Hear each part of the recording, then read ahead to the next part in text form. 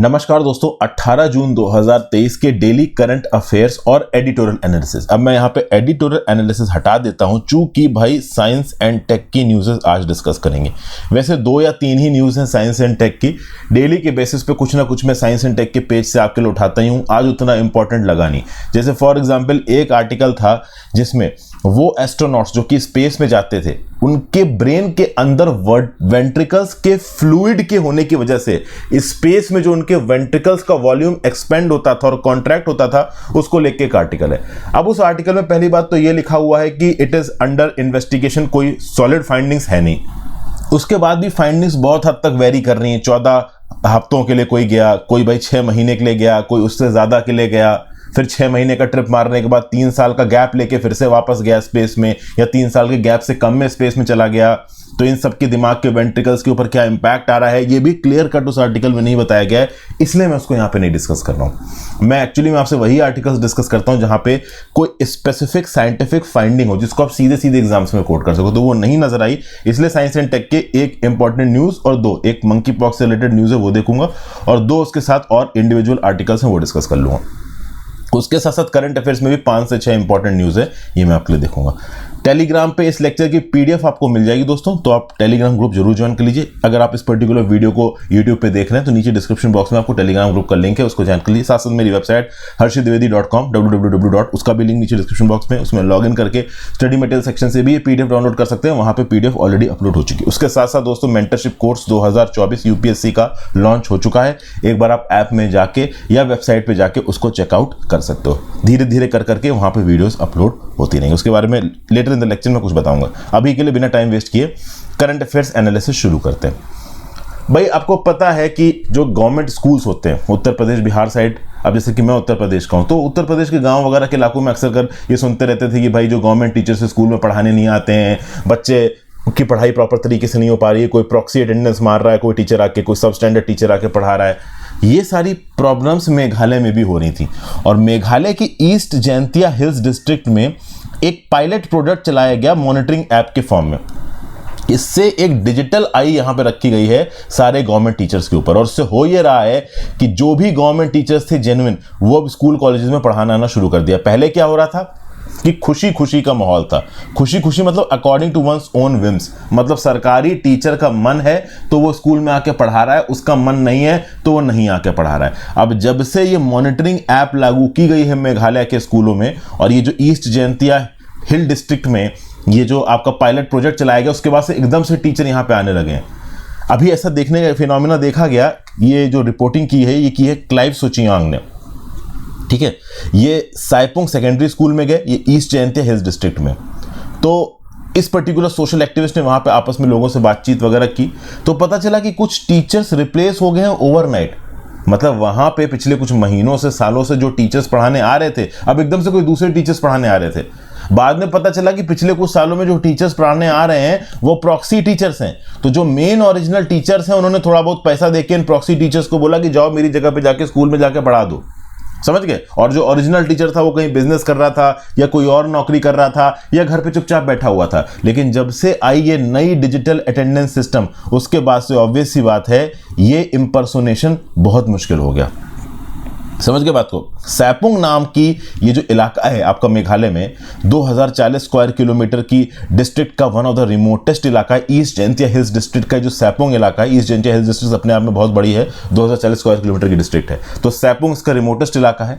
आप कह लो इस पर्टिकुलर डिस्ट्रिक्ट में राउंडेड हिल्स हैं, अबेंडेंड माइंस हैं। ईस्ट जैंतिया हिल्स वाली जो डिस्ट्रिक्ट है वहां पे मेघालय की रैट होल कोल माइनिंग चलती थी, लेकिन नेशनल ग्रीन ट्रिब्यूनल ने इस माइनिंग को अप्रैल 2014 में बंद कर दिया। हालांकि उसकी बात यहाँ पे नहीं हो रही है।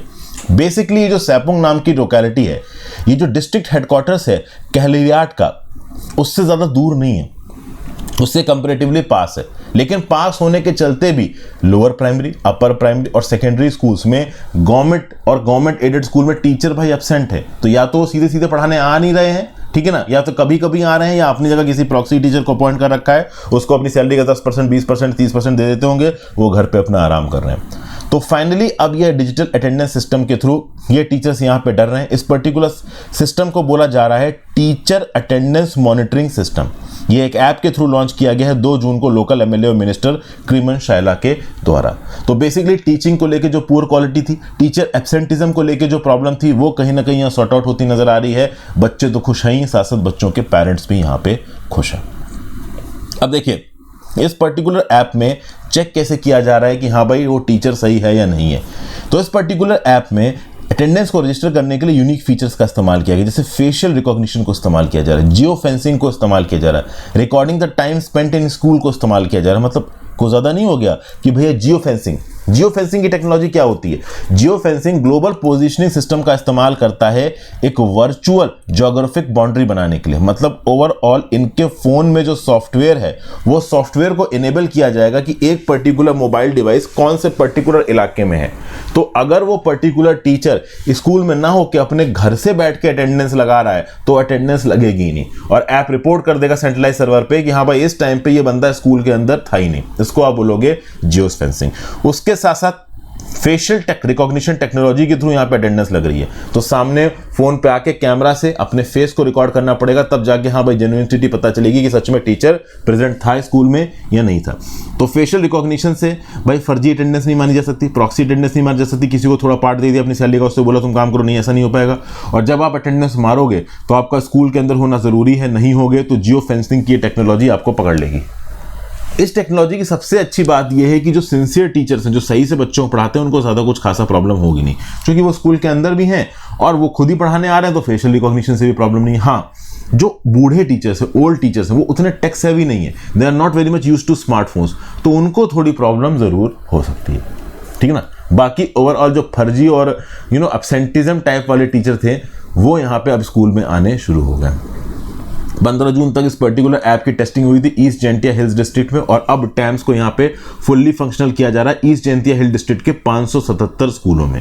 तो बेसिकली अब सारे टीचर यहाँ पे आना शुरू हो जाएंगे। ओके, 1354 जो टीचर्स हैं लोअर प्राइमरी और अपर प्राइमरी गवर्नमेंट रन और गवर्नमेंट एडेड स्कूल्स के डिस्ट्रिक्ट में, उन्होंने इस पर्टिकुलर ऐप पे रजिस्टर किया। तो टैम्स के थ्रू क्वालिटी एजुकेशन को प्रमोट यहाँ पे किया जाएगा।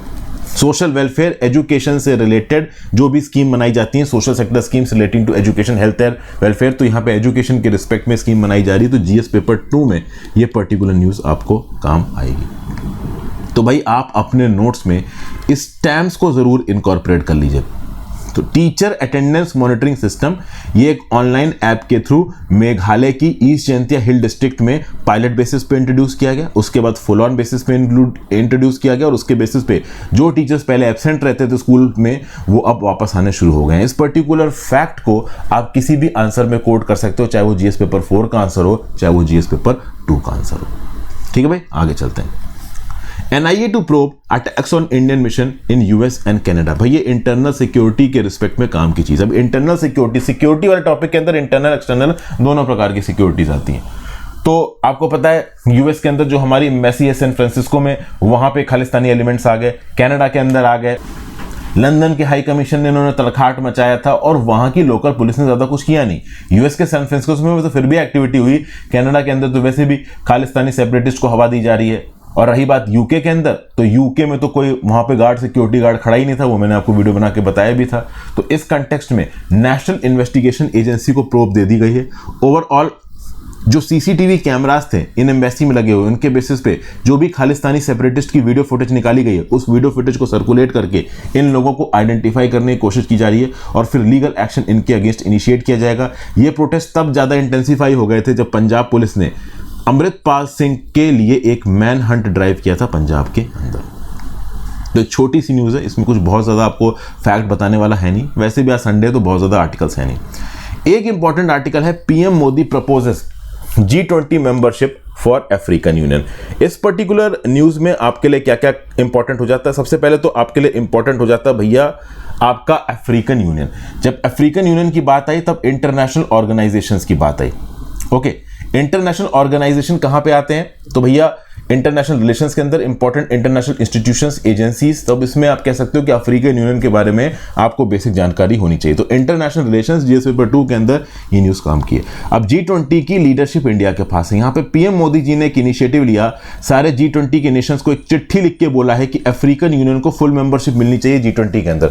जिस प्रकार से यूरोपियन यूनियन के पास फुल मेंबरशिप है G20 के एम्बेट के अंदर, उसी प्रकार से अफ्रीकन यूनियन के पास भी होनी चाहिए।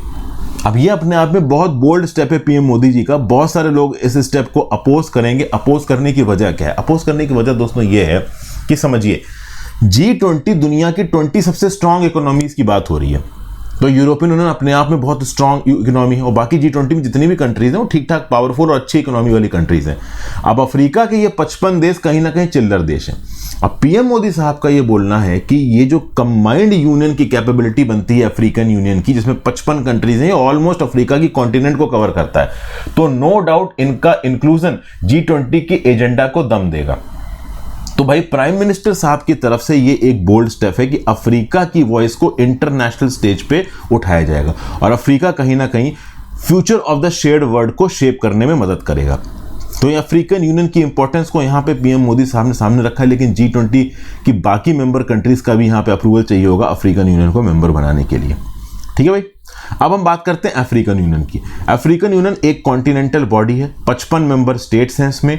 ओवरऑल जो भी अफ्रीकन कॉन्टिनेंट में कंट्रीज हैं वो इसकी मेंबर है। 1963 में बना था तो ऑर्गेनाइजेशन ऑफ अफ्रीकन यूनिटी, इसको फाउंड किया गया था इंडिपेंडेंट स्टेट्स ऑफ अफ्रीका के द्वारा।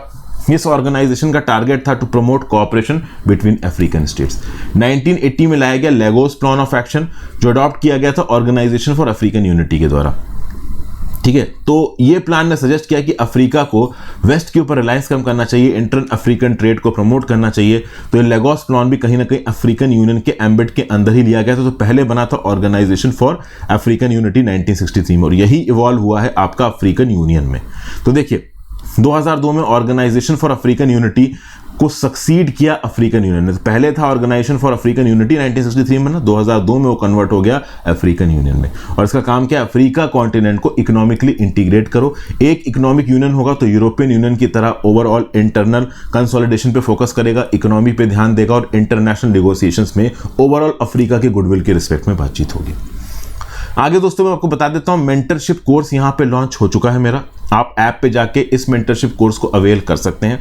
फीस बहुत नॉमिनल है, बहुत सारे लोगों को हो सकता है लगी फीस ज़्यादा। देखिए फीस ज़्यादा नहीं है दोस्तों, यहाँ पे पूरे साल का एश्योरेंस आपको दिया जा रहा है। इस पर्टिकुलर कोर्स के अंदर 4 चीज़ें मैं आपके लिए अपलोड करूंगा। एक तो प्रीलिम्स टिडबिट्स, ठीक है ना, छोटी छोटी 2 या 3 या 5 मिनट की वीडियोस जहां पे जो भी इंपॉर्टेंट प्रीलिम्स से रिलेटेड चीज़ें वो आपको बताई जाएंगी। तो 1 2 3 करके प्रीलिम्स टिडबिट्स आते रहेंगे। उसके बाद थीम बेस्ड टॉपिक आएंगे, theme based topic 1, theme based topic 2, इसमें GS paper 1, GS paper 2, GS paper 3, GS paper 4 जो भी है उसको कंसोलिडेट किया जाएगा। तो इन थीम बेस्ड टॉपिक्स के अंदर ओवरऑल ऐसे टॉपिक जिससे क्वेश्चन बन ही सकता है, जैसे कि one nation one ration card scheme हो गई, जैसे कि सेम सेक्स मैरिजेस हो गया, जैसे कि सेडिशन हो गया, 124A of the Indian penal code section. तो बेसिकली ये कुछ ऐसे टॉपिक्स हैं जो अक्सर कर न्यूज में रहते हैं। कोई ना कोई केस फाइल हुआ 124A के अंदर, सेडिशन न्यूज में आ गया। सुप्रीम कोर्ट में पिटीशन गई, सेडिशन 124A के अंदर, सेडिशन न्यूज में आ गया। तो इस प्रकार के थीम बेस्ड टॉपिक्स को लगभग 300 थीम बेस्ड टॉपिक्स, उससे ज्यादा ही थीम बेस्ड टॉपिक को ओवरऑल साल में मैं कवर करूंगा।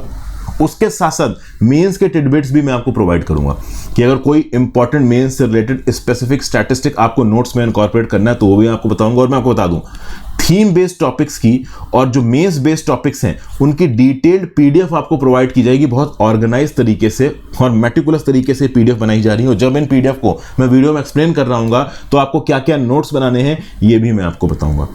तो एक प्रकार से प्रीलिम्स प्लस मेंस का ये कंसोलिडेटेड कोर्स है जो कि पूरे साल चलेगा। मेंस का एग्जाम जब तक नहीं हो जाता है यूपीएससी सिविल सर्विसेज का, आईएफएस का और सिविल सर्विसेज का, तब तक इस कोर्स का सब्सक्रिप्शन भी आपके लिए एक्टिव रहेगा। तो आप चाहे तो उसको अवेल कर सकते हो। ये सब चीजें देखें तो इंक्लूसिव टैक्सेस के हिसाब से जो रेट बैठ रहा है वो परफेक्टली बैठ रहा है, क्योंकि पूरे साल का यहाँ पे कमिटमेंट है। और उसके साथ साथ जो लोग यहाँ पे प्रीलिम्स क्वालिफाई करेंगे उनकी आंसर कॉपी चेकिंग में भी मैं गाइडेंस करूंगा, इंडिविजुअल बेसिस पे उनकी आंसर कॉपी चेकिंग करूंगा। इस साल भी मैं कर रहा हूँ। लगभग 18 बच्चे हैं इस समय पे मेरे पास जो आंसर कॉपीज अपने लिख के भेज रहे हैं। जैसे जैसे मुझे समय मिलता है वैसे वैसे मैं उनके आंसर्स चेक करके उनके साथ फोन पर बात करके उनको गाइड करने की कोशिश कर रहा हूँ। चलिए भाई आगे चलते हैं।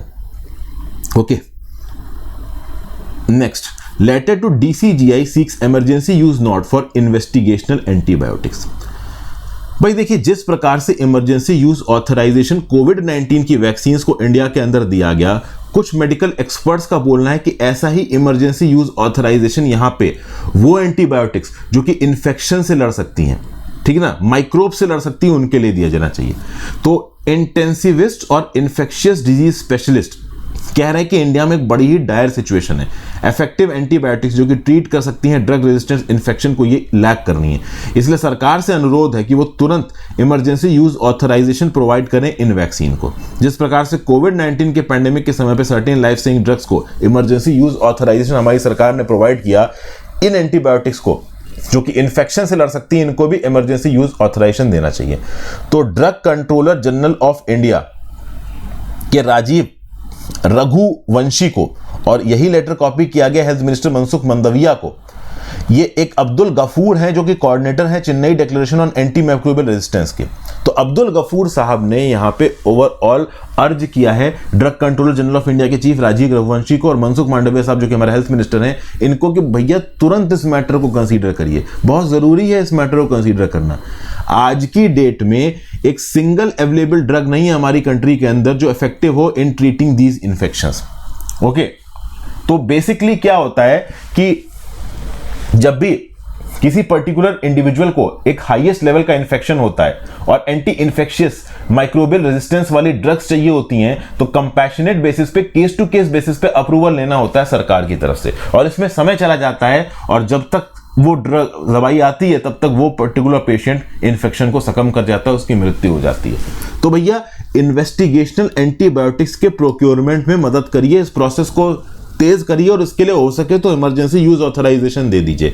इमरजेंसी यूज ऑथराइजेशन आपने देखा होगा, कोवैक्सीन हो गया, कोविशील्ड हो गया, ये जो दवाइयां थी इनकी पूरी तरीके से टेस्टिंग नहीं हुई थी, फेज 2 और फेज 3 ट्रायल्स नहीं हो पाए थे, उसके बावजूद भी इमरजेंसी यूज ऑथराइजेशन दिया गया जो कि लोगों की जिंदगियां बचानी थी।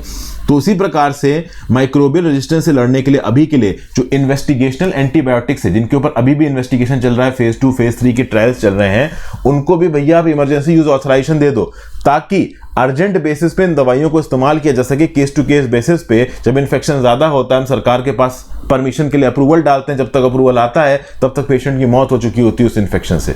तो जरूरी यह है कि हम सही समय पे उसको ये ड्रग दे सके।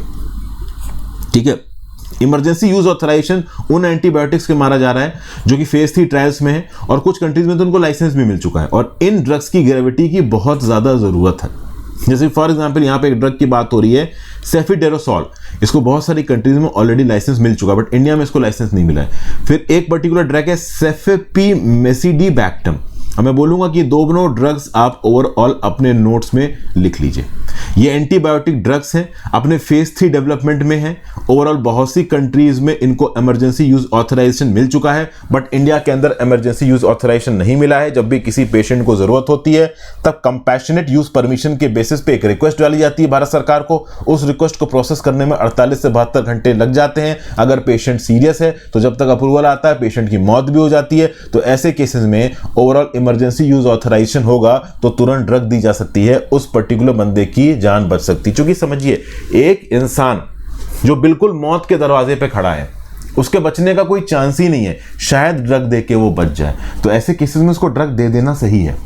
उस समय पे परमिशन मांगना कंपैशनेट यूज बेसिस की, वो ठीक नहीं है। ठीक है भाई, ये बातें आपको यहां पे समझ में आ गई होंगी। चलिए आगे चलते हैं। Next, fraudster shatter Canadian dream of Punjab youth.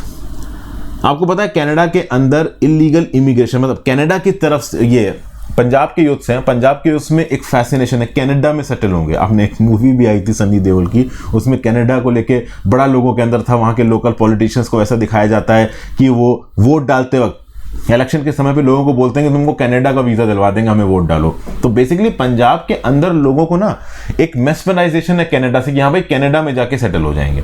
क्योंकि कनाडा एक डेवलप्ड कंट्री है, आबादी कम है, रिसोर्सेज ज़्यादा हैं। पंजाब के अंदर आबादी ज़्यादा है, रिसोर्सेज कम है इंडिया के अंदर, तो बहुत सारे लोग पंजाबी जाके सेटल होना चाहते हैं कनाडा में। बहुत सारे स्टूडेंट्स पंजाब के कनाडा में जाके पढ़ते हैं, वहाँ पे नौकरी वोकरी मिलने का चांस होता है, परमानेंट रेजिडेंसी के चांस बन जाता है, इसलिए वो भागते हैं कनाडा की तरफ।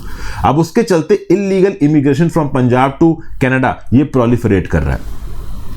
अभी रिसेंटली हुआ ये है कि कनाडा ने एक टास्क फोर्स सेटअप की थर्सडे को, जिसमें केस टू केस बेसिस पे इंडियंस की स्क्रूटनी की जा रही है जो कि डिपोर्टेशन फेस कर रहे हैं। ऐसा हुआ कि पंजाब से बहुत सारे बच्चे जब कनाडा में पढ़ने पहुंचे तो वो जिस यूनिवर्सिटी के एडमिशन के लेटर को लेके पहुंचे, बाद में पता चला कि वो लेटर फर्जी था। समझ गए? तो आप देखिए क्या होता है, जब आप वीजा के लिए अप्लाई करते हो कैनेडियन एम्बेसी में इंडिया के अंदर, तो कनाडा एम्बेसी पूछेगी आपसे कि भाई आप क्यों जाना चाहते हो कनाडा, तो आप बताओगे कि हम पढ़ने जाना चाहते हैं। तो एम्बेसी को क्या लगेगा कि हाँ भाई ये बंदा कनाडा में पढ़ने आएगा तो 20-30 लाख 40 लाख 50 लाख जो भी खर्च करेगा ओवरऑल यूनिवर्सिटी में, तो उससे कनाडा की जीडीपी को बूस्ट मिलेगा। उसके साथ साथ यंग लॉट है, टैलेंटेड लॉट है, तो वो वहां पे नौकरी करेगा तो कनाडा की इकोनॉमी को ग्रो करवाएगा, कनाडा की सरकार को टैक्स देगा। वैसे भी कनाडा के अंदर आबादी कम है तो उनको स्किल्ड वर्कर्स की जरूरत है, तो इसके चलते कैनेडियन एम्बेसी इस प्रकार के वीजास को प्रोसेस कर देती हैं। अब बच्चे बहुत सारे ऐसे थे जिन्होंने ये कॉलेज लेटर्स को जमा किया कैनेडियन एम्बेसी में, उनको ओवरऑल एडमिशन मिल गया, वो फॉरेन में गए, वहां पे उन्होंने दूसरे कॉलेज में पढ़ाई की, अब पढ़ाई कंप्लीट हो चुकी है, पीआर के लिए अप्लाई कर रहे हैं, तो पीआर के समय पे अथॉरिटीज उनके कागज देख के बोल रही हैं कि तो तुम्हारा कॉलेज एडमिशन लेटर ही फर्जी है, तुम कनाडा में घुसे ही झूठे डॉक्यूमेंट के बेसिस पे, तुमको तो हम वापस भेज देंगे। तो बच्चा हताश निराश है, उसकी फैमिली हताश निराश है कि इतना पैसा खत्म किया, एजेंट को 11 लाख रुपया दिया, उसके बाद वहां पर जाकर पढ़ाई में 30-40 लाख रुपया खत्म किया, अब जब नौकरी मिलने की बात आई तो कनाडा वाले वापस पंजाब में भेज रहे हैं, तो कैसे काम चलेगा? तो प्रॉब्लम यहां पे ये बताई जा रही है कि भाई ओवरऑल ये जो इलीगल एजेंट है, जो अनस्क्रपुलस एजेंट है, जो दलाल है, मिडिलमैन, जो कि पंजाब के यूथ्स को ये ड्रीम दिखाते हैं कि तुमको हम कनाडा पहुंचा देंगे, कनाडा की कॉलेज में एडमिशन करवा देंगे, तुम्हें कनाडा में सेटल कर देंगे, ये प्रॉब्लमेटिक हो रहा है। अब ओवरऑल कितने ऐसे इलीगल इमिग्रेंट्स हैं? इलीगल इमिग्रेंट्स का मतलब ये समझ लीजिए कि फेक डॉक्यूमेंट के बेसिस पे आपने कनाडा में एंट्री मारी। एक तो इलीगल इमिग्रेंट वो हो गया जो बिना किसी डॉक्यूमेंट के वहां पहुंच गया, ऐसे भी बहुत हैं। एक वो हो गया जिसने फेक डॉक्यूमेंट्स के बेसिस पे एंट्री मारी, और एक वो हो गया जिसको ओवरऑल किसी एजेंट ने इंडिया में उल्लू बनाया कि तुम हमको 5 लाख रुपए तो तुम्हें कनाडा पहुंचा देंगे, वो 5 लाख लेके गायब हो गया, कोई कनाडा नहीं गया वो। तो ये तीनों प्रकार के केसेस यहां पे देखे जा रहे हैं। खास बात दोस्तों यहां पे ये है कि पंजाब से कनाडा जाने वाले यूथ्स का नंबर बहुत ज्यादा बड़ा है। ये इस बात से पता चलता है कि जब भी आप कनाडा में पढ़ने के लिए वीजा अप्लाई करोगे तो आपको पुलिस की तरफ से एक पुलिस क्लियरेंस सर्टिफिकेट इशू करना पड़ेगा कैनेडियन एम्बेसी में। ठीक है, तो यहां पे डाटा निकाला गया पुलिस क्लियरेंस सर्टिफिकेट्स का। पता चला है कि पिछले 10 सालों में पंजाब की पुलिस ने लाखों की तादाद में पुलिस क्लियरेंस सर्टिफिकेट्स इशू किए हैं। ऐसा बोला जा रहा है कि 2012 के बाद से 10 लाख से ज्यादा पुलिस क्लियरेंस सर्टिफिकेट इशू हो चुके हैं। 2012 में 24,334 पुलिस क्लियरेंस सर्टिफिकेट इशू हुए थे। 2022 में 1,82,054 पुलिस क्लियरेंस सर्टिफिकेट इशू हुए हैं। 7 गुना माइग्रेशन की स्पीड में इंक्रीमेंट देखा जा रहा है। अकेले 2023 के फर्स्ट हाफ में 1,21,593 पुलिस क्लियरेंस सर्टिफिकेट इशू हो चुके हैं। 1,21,593। मतलब इतने बड़े स्केल पे पंजाब के यूथ पुलिस के पास जाके एनओसी मांग रहे हैं कि भैया हमें जाना है कनाडा, कनाडा की एम्बेसी में पढ़ाई के लिए अप्लाई करना है। क्योंकि अभी के लिए कनाडा के अंदर से डाटा नहीं निकल पा रहा है कि वहां पे जो भी माइग्रेंट्स हैं कितने लीगल हैं कितने इलीगल हैं, इसलिए कनाडा ने भी यहां पे टास्क फोर्स बैठा दी है। अब इस टास्क फोर्स में बहुत सारे ऐसे इंडियंस जो कि कनाडा में हैं, उनका फ्यूचर फंसा हुआ है कि हाँ भाई ये कनाडा जा पाएंगे कि नहीं जा पाएंगे। अब आप सोचो, इसको खालिस्तानी एलिमेंट से जोड़ो।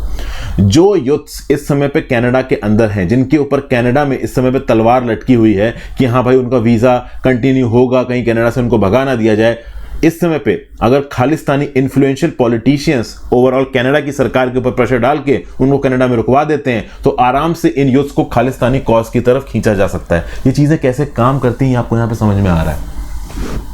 तो प्रॉब्लम क्या है? प्रॉब्लम ये है झूठा एल्योरमेंट देना इन यूथ्स को। आज की डेट में पंजाब के अंदर एक नेटवर्क ऑफ इंटरमीडिएट एजेंट्स पनप रहा है, और ये इंटरमीडिएट एजेंट्स उल्लू बनाते हैं बच्चों को कि तुमको हम कनाडा पहुंचा देंगे, कनाडा में जाके तुम्हें हम सेटल करवा देंगे। यहां पे ऐसा ही हुआ डिंपल कुमारी नाम की एक स्टूडेंट के साथ। इनके जो पिताजी हैं जगतार चंद मियानवाल अरियान विले जलंधर के, इन्होंने पुलिस कंप्लेंट फाइल की है एक Jalandhar based immigration consultant Brijesh Mishra के अगेंस्ट। इनका यह बोलना है कि इनकी 32 साल ओल्ड डॉटर डिंपल कुमारी ये 2017 में ब्रैम्पटन शहर में गई थी स्टूडेंट वीजा पे 3 साल का प्रोग्राम करने के लिए कंप्यूटर साइंस में। डिंपल को वहां तक पहुंचाने के लिए लाखों में रुपया खत्म किया इनके फादर ने। अब जब डिंपल को जो कॉलेज एडमिशन लेटर दिलाया था एजेंट ने, वो कॉलेज एडमिशन लेटर एक गवर्नमेंट कॉलेज का था, लेकिन जब डिंपल पहुंची कनाडा के अंदर तब पता चला कि उस कॉलेज में स्ट्राइक हो रही है और उसको एक प्राइवेट कॉलेज में दाखिला दिला दिया गया। मतलब आप समझ रहे हो ना, गवर्नमेंट कॉलेज के आप कह लो इन्विटेशन लेटर पे वीजा लिया, जब कनाडा पहुंचे तो पता चला कि गवर्नमेंट कॉलेज में एडमिशन नहीं हो पा रहा है, तो प्राइवेट कॉलेज में एडमिशन कर लिया। प्राइवेट कॉलेज में अपनी पढ़ाई पूरी की, और पढ़ाई पूरी करने के बाद जब डिंपल कुमारी पहुंच रही है, परमानेंट रेजिडेंसी मांग रही है नौकरी ढूंढने के लिए, तब कैनेडियन अथॉरिटीज बोल रही हैं कि वीजा अप्लाई करते वक्त जो तुमने कॉलेज एडमिशन लेटर दिया था वही फेक है, तो तुमने कनाडा में एंट्री ही फेक बेसिस पे मारी है, तो तुम इलीगल इमिग्रेंट हुई, तुमको बाहर निकालना पड़ेगा। तो ऐसे हजारों लाखों बच्चे हैं इस समय पे कनाडा के अंदर जो फंसे होंगे। लेट्स सी इनको कौन सुनता है, इनकी कौन नहीं सुनता है। बहुत ज़्यादा ज़रूरी है कि इस प्रकार से जो इलीगल, अनएथिकल और इमोरल तरीके से फेक एजेंट्स का नेटवर्क चल रहा है पंजाब के अंदर बच्चों को बहला फुसला के वहाँ पे भेजने के लिए, इसको तोड़ने की ज़रूरत है, ठीक है ना, ताकि इन बच्चों के इंटरेस्ट को प्रोटेक्ट किया जा सके। अब आ जाते हैं साइंस एंड टेक्नोलॉजी के आर्टिकल्स पे। जैसा कि मैंने बताया शुरू में, ज़्यादा है नहीं, monkey pox outbreaks in Asia Pacific region. देखिए, लगभग 1 महीने से पहले जब WHO ने मंकी पॉक्स को डिक्लेयर किया था ग्लोबल हेल्थ इमरजेंसी, ठीक है। अब क्या है कि कहीं ना कहीं ग्लोबल हेल्थ इमरजेंसी खत्म हो चुकी है। जो क्यूमुलेटिव केसेस हैं मंकी पॉक्स के, वो डिक्लाइन कर रहे हैं। ओवरऑल देखा जाए तो कुछ पॉकेट्स में केसेस दिख रहे हैं थोड़े मोड़े, जैसे साउथ ईस्ट एशिया में देखे, वेस्टर्न पैसिफिक रीजन में देखे। मंकी पॉक्स की बात की जाए तो वायरल डिजीज है, ह्यूमन पॉपुलेशन में जूनोटिक स्पिल ओवर से फैलती है, मतलब रोडेंट्स, प्राइमेट्स, ये रिजर्वायर है मंकी पॉक्स के। तो इनके टच में आए तो आपको मंकी पॉक्स हो सकता है अगर वो रोडेंट्स और प्राइमेट्स मंकी पॉक्स से एसोसिएटेड है।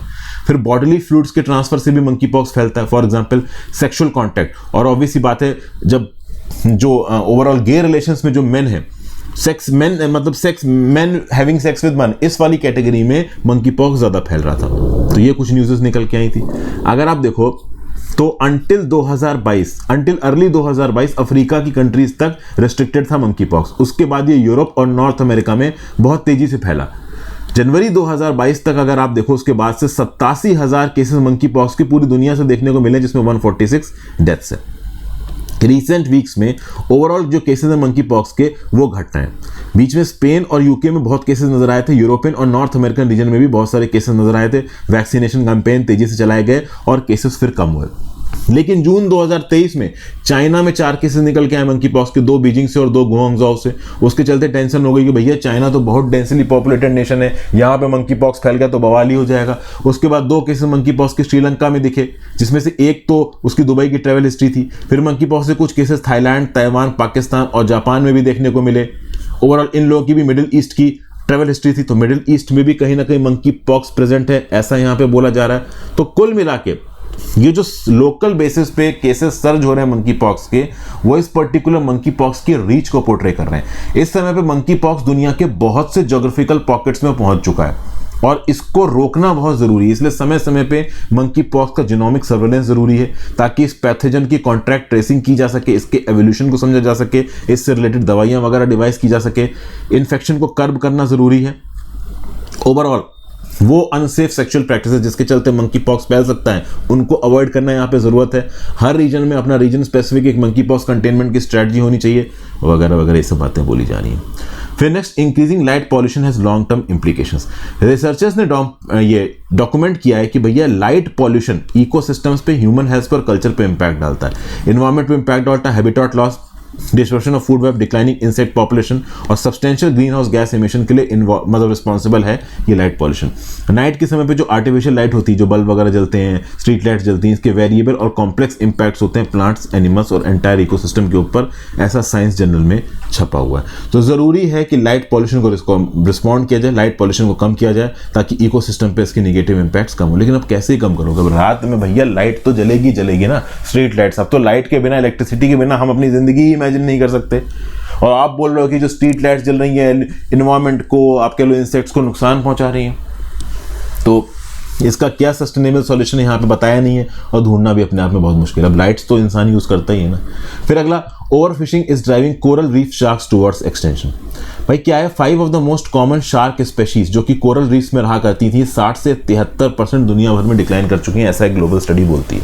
कुछ इंडिविजुअल शार्क स्पेशीज रीफ्स में, मतलब 37 से 47% रीफ्स में कुछ शार्क स्पीशीज पाई ही नहीं जाती हैं। एक वजह इसकी बताई जा रही है ओवर फिशिंग। फिशिंग के चलते कई बार ये शार्क्स फिशिंग नेट्स में फंस जाती हैं और शार्क्स जिस मछलियों को खाती हैं, जिस प्रे को खाती हैं, वो भी फिशिंग नेट्स में फंस जाते हैं। तो एक्सेसिव फिशिंग के चलते इन कोरल रीफ्स के पास ना प्रे फिश बची है, ना इनको खाने वाली शार्क्स बची है। शार्क्स डोमिनेटेड जो रीफ्स है ना, वो प्रोटेक्टेड मरीन सेंचुरीज में ही परसिस्ट कर रही, क्योंकि वहां पे फिशिंग वगैरह के ऊपर थोड़ा बहुत कंट्रोल किया गया है। तो गवर्नेंस की बेसिस पे, एफिशिएंट गवर्नेंस की बेसिस पे मरीन इलाकों में जो ओवर फिशिंग है इसको रोकने की जरूरत है, उसको सस्टेनेबल करने की जरूरत है, क्योंकि इससे शार्क्स तो गायब हो ही जाएंगी। शार्क्स जिन प्रे फिशीज के ऊपर डिपेंडेंट है वो भी गायब हो जाएंगे। So thank you for watching friends. Sunday था इसलिए आज का टॉपिक थोड़ा छोटा था, आज की वीडियो थोड़ी छोटी थी। आशा करता हूं आपको वीडियो पसंद आई होगी। अपने व्यू पॉइंट नीचे कमेंट बॉक्स में देखे जाएगा। टेलीग्राम ग्रुप जरूर से ज्वाइन कर लीजिए, इंस्टाग्राम पे फॉलो कर लीजिए, और साथ साथ दोस्तों आप एक ऐप पे जाके मेरा मेंटरशिप कोर्स 2024 का एक बार चेकआउट कर सकते हैं। Have a great day friends, good bye, ध्यान रखिए अपना, पढ़ते लिखते रहिए।